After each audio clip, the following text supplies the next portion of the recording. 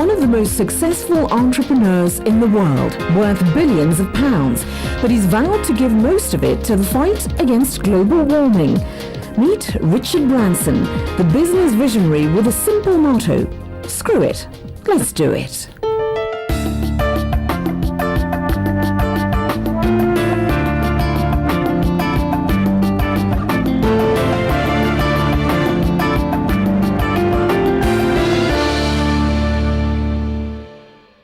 So Richard Branson, thank you so very much for joining us and welcome to the programme. Thank you for having us. I know you've had this question asked you numerous times, but I think for many people, they perhaps don't necessarily understand what it is about South Africa or Africa that means that you're here so often. Well, I've been coming since a teenager, and I just love the country. I love the people. It's full of challenges, and I love to challenge myself. So love to see if I can do my little bit of contribution. One of the things that you're doing, and part of the reason that you're here, is in connection with Virgin Unite, which is really an organisation, from my understanding, designed to use entrepreneurial skills and ability to empower and therefore foster development.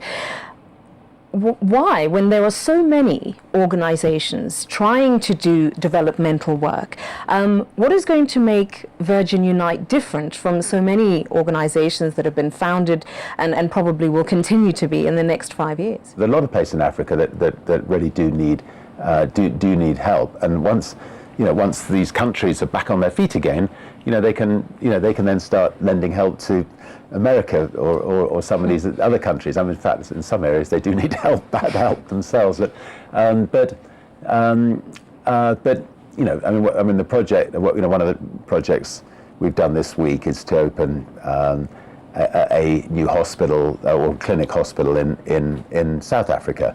The idea of the hospital is, there's 100,000 people near the Sabi Sands region, where we happen to have a game reserve, who, and we noticed just didn't have any proper medical help. And, we tested, a number of people voluntarily, and we found that between 25 and 30% were HIV positive, and they weren't getting antiretroviral drugs. So they were definitely going to die within 5 to 6 years.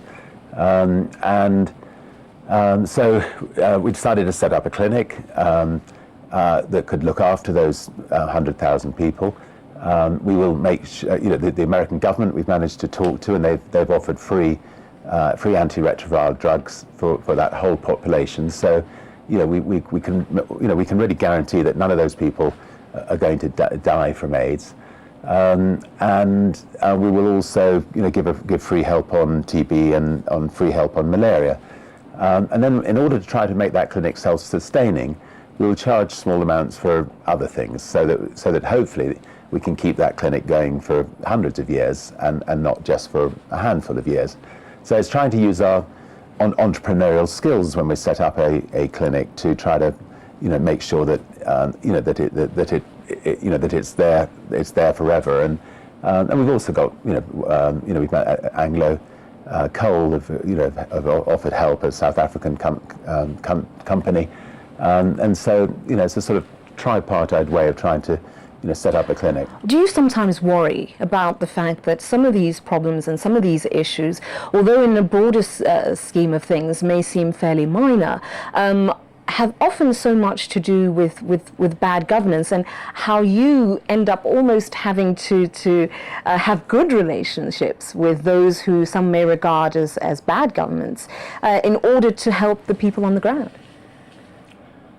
Well, I mean, there's another organisation that we're helping here, which is basically trying to set up orphanages and make sure those orphanages stay within the community, within the village where the parents have died. A great organisation called Starfish that we support, and we're setting up another orphanage this week.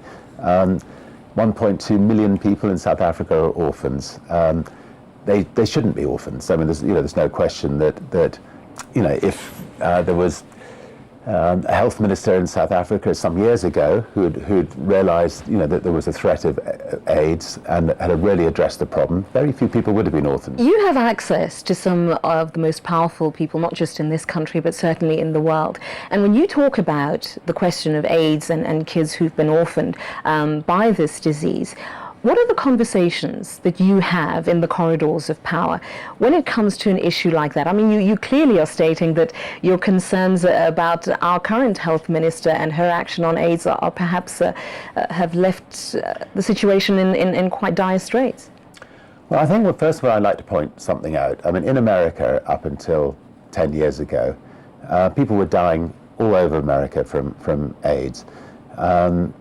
Once antiretroviral drugs were discovered, the idea of somebody who is HIV positive dying of AIDS is almost, you just don't hear it anymore. I mean, you go to dinner parties with people who've been HIV positive for 20, 30 years. Their CD4 count has never been allowed to drop below 200. They live a completely normal life. You come to Africa, you go to the hospitals. They're not hospitals. They're places that people go to die. Rows and rows of people dying. You've got people in the waiting rooms waiting to take the bed of somebody who died the night before. It still goes on. I mean, it is unheard of anywhere else in the world. And it's difficult. I mean, if I was not planning on this interview to go out and criticize the health minister because sometimes it can be counter-constructive when you need to work with government to get clinics set up, around the country to help people. But what do you say? I mean, you can't deny the fact that you are in this position of influence, that many people will look to your leadership because of the philanthropic work that you do. You can't deny the fact that you're in this predicament. Obviously, it is frightening what she says. I mean, to talk about garlic being the answer to HIV is basically saying to somebody, is telling them that you're going to die within 5 to 6 years. I mean, and a health minister should not be allowed to say that. If she was a white health minister and she said that, the world would have her up for genocide because they would say you've killed 1 million or 2 of your own people. That's very interesting. You're suggesting that this is because she's black that she's been allowed to say what she has? I don't think people the global community have criticised as hard as if it had been a white government. If this had been a white government, advocating the kinds of ideas to try to address HIV or AIDS, I think there would be an international tribunal to demand that they step down. I mean, the sad thing is that this government is a very good government. I mean, I have enormous respect for Thabo Mbeki as far as, almost every aspect. He's well read. He understands the world. In every other area, I think he runs this country incredibly well. But there were about sort of 3 or 4% of scientists some years back who thought that HIV and AIDS were not connected. Sadly, he seemed to read that thinking, and I can't believe that he still believes that today. But I'm sure that this country would be better to have a health minister who acknowledges that that by now that HIV and AIDS are connected. So when you are thinking and working on projects such as Virgin Unite, and you obviously have an appreciation for good governance, how do you ensure that, yes, you want to offer the support required without necessarily interfering with any kind of governance issues? Well, I mean, it's difficult, and I've just done something which hopefully is not going to be deconstructive as to what we're trying to do in Africa. I mean, we've worked with elements of the local government to get this clinic set up, and they've been brave to let us set this clinic up. And I think it'll be, we know that the people in this region where we set this clinic up will benefit enormously from it. I mean, for instance, we tested all our own staff at Ulusaba, our game lodge, and we promised them that, anybody who was HIV positive, we would make sure that they didn't die. We'd make sure that we got them the antiretroviral drugs. And we in fact, in all the Virgin businesses in the world, we have something called the 0% pledge, where we pledge that anyone who works for us, we will make sure that 0% of people who work for us will die of AIDS because we will get them the drugs. we believe that if this clinic works, we could set up a number of clinics throughout Africa, and it wouldn't take that many clinics dealing with 100,000 people to actually address the problem. And hopefully this clinic can be seen as an example where if it works, it can be rolled out throughout Africa.